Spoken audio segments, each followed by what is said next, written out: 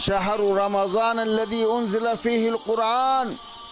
تلاوت قرآن پاک کو اسی ماہ میں خاص مناسبت ہے، کیونکہ اسی ماہ میں قرآن پاک نازل ہوا ہے، اس لیے قرآن پاک پڑھنا اور سننا اس مہینے کی خاص عبادت ہے۔ عام طور پر تراویح کی نماز میں پورا قرآن پاک پڑھنا اور سنایا جاتا ہے، اور کئی جگہ پر تو تراویح میں 3 مرتبہ یا اس سے بھی زائد قرآن پاک ختم کیا جاتا ہے۔ اس لیے ہمارے اکابر کی ہم زندگی میں دیکھیں تو سارا مہینہ قرآن کی مشغولی میں گزارتے ہیں۔ حضرت امام ابو حنیفہ رحمۃ اللہ علیہ رمضان المبارک میں روزانہ ایک قرآن پاک دن میں اور ایک رات میں اور ایک تراویح میں ختم کیا کرتے تھے، یعنی وہ پورے رمضان میں 61 قرآن پاک مکمل فرمایا کرتے تھے۔ تو ہمیں بھی چاہیے کہ ہم اس ماہ میں عام دنوں کی بنسبت زیادہ قرآن پاک کی تلاوت کریں، کیونکہ کل قیامت کے دن یہ قرآن شفاعت کریں گا، کیونکہ یہ مہینہ شفاعت کا بھی مہینہ ہے۔ قیامت کے دن نبی کریم صلی اللہ علیہ وسلم شفاعت فرمائیں گے، قیامت کے دن قرآن پاک شفاعت کریں گا، قیامت کے دن انسان کا روزہ بھی اس کی شفاعت کریں گا۔ حدیث شریف میں آیا ہے الصیام والقرآن یشفعان لعبد یوم القیامہ، روزہ اور قرآن قیامت کے دن بندے کی شفاعت کریں گے۔ روزہ قیامت کے دن اللہ رب العزت کے سامنے شفاعت کریں گا، اے اللہ اس بندے کو اپنی رضا عطا فرما دیجئے، اور قرآن مجید بھی شفاعت کریں گا، اے اللہ یہ بندہ تلاوت کرتا تھا، اس کے عذاب اس کے اوپر سے ہٹا لیجئے اور اس کو جنت عطا فرما دیجئے۔ یعنی اللہ رب العالمین رمضان کی بھی شفاعت قبول کریں گا اور روزے کی بھی شفاعت قبول کریں گا اور قرآن کی بھی شفاعت اللہ رب العالمین قبول فرمائیں گے۔ تو اس مہینے کے اندر خاص عبادت جو روزہ اور تراویح ہیں، اور تراویح کے بارے میں انٹرنیٹ کے اوپر غلط بیانیات کیا جا رہا ہے، تو مسئلہ یہ تھا 8 پڑھیں یا 20 پڑھیں، جو ہمارے صدیوں سے اللہ کے رسول صلی اللہ علیہ وسلم کے زمانے دور سے، یعنی صحابہ کرام رضی اللہ تعالیٰ عنہ کے زمانے سے بیت اللہ کے اندر جو 20 رکعت تراویح ہوا کرتی تھی، یعنی حضرت عمر رضی اللہ تعالیٰ عنہ کے زمانے سے آج تک کے، اب 8 اور 20 کا مسئلہ میرے بھائیوں، اللہ کے رسول صلی اللہ علیہ وسلم کے زمانے میں اگر 20 رکعت نہیں پڑھی گئی تو 8 رکعت بھی نہیں پڑھی گئی، کیونکہ حضور نے صرف 3 دن صحابہ اکرام کو تراویح پڑھائے،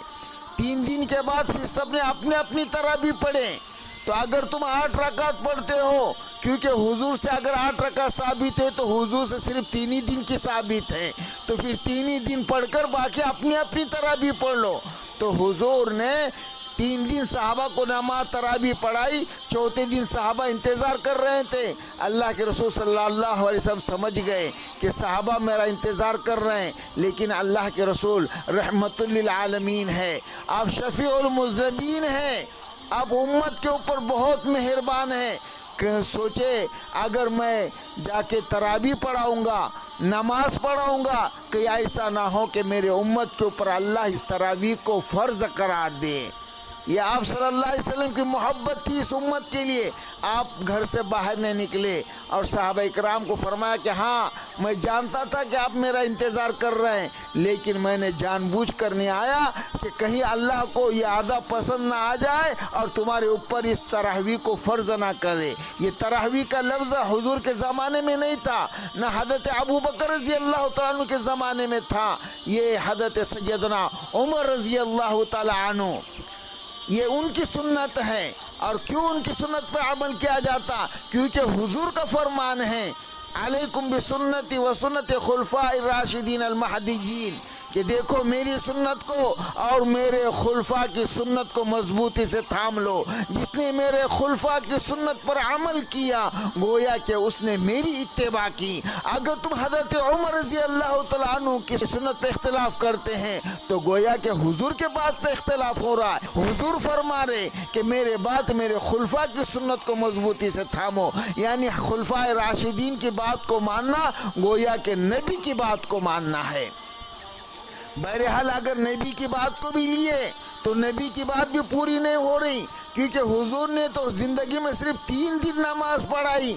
چوتھے دن نہیں پڑھائی، صحابہ اپنے اپنے پڑھتے رہے۔ تو میرے بھائیوں کہاں حضور کے بات پر عمل ہو رہا ہے؟ اگر حضور کے بات پہ عمل کرنا ہے تو مہینے میں صرف 3 دن تراویح پڑھ لو جماعت سے، پھر اپنی پڑھ لو۔ بہرحال اللہ کے رسول صلی اللہ علیہ وسلم کا دور میں نہیں، حضرت ابوبکر کا زمانہ ختم ہوا تو وہی طریقہ تھا کہ سب لوگ اپنی نمازیں پڑھتے تھے۔ کوئی یہ کونے میں 10-20 آدمی کو لے کر تراویح کر رہا، کوئی ادھر 4-5 ہے، کوئی ادھر 7-8 ہے۔ حضرت عمر رضی اللہ تعالیٰ عنہ کا دور آیا، آپ نے دیکھا کہ سب ادھر الگ الگ جماعت کر رہے ہیں، تو آپ نے سوچا کیوں نہ سب کو ایک ہی امام کے پیچھے کھڑا کر دیا جائے، کیونکہ قرآن سننا تو سب کو آ سکتا ہے لیکن سبھی قرآن کے حافظ ہو یہ ضروری نہیں تھا۔ اس لیے حضرت عمر رضی اللہ تعالیٰ عنہ نے ابی بن کعب رضی اللہ تعالیٰ عنہ کو امام بنایا اور کہا کہ 20 رکعت تراویح پڑھی جائے۔ تو حضرت عمر کے زمانے سے اس کے بعد خلافت حضرت عثمان غنی کی آئی،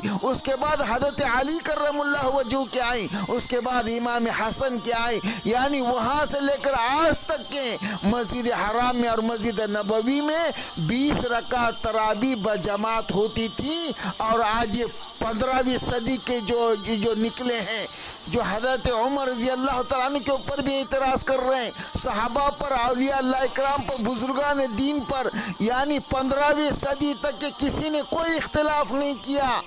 تو میرے بھائیوں یہ بہت بڑا فندہ ہے اسلام سے گمراہ ہونے کا، کیونکہ اللہ کے رسول صلی اللہ علیہ وسلم نے پیشن گوئی دی تھی کہ یہ ایک زمانہ وہ بھی آئے گا کہ لوگ اپنے طرف سے حدیثوں کو من گھڑت پیش کریں گے جو کبھی کسی نے سنا ہوا بھی نہیں ہوگا۔ تو میرے بھائیوں جو زمانہ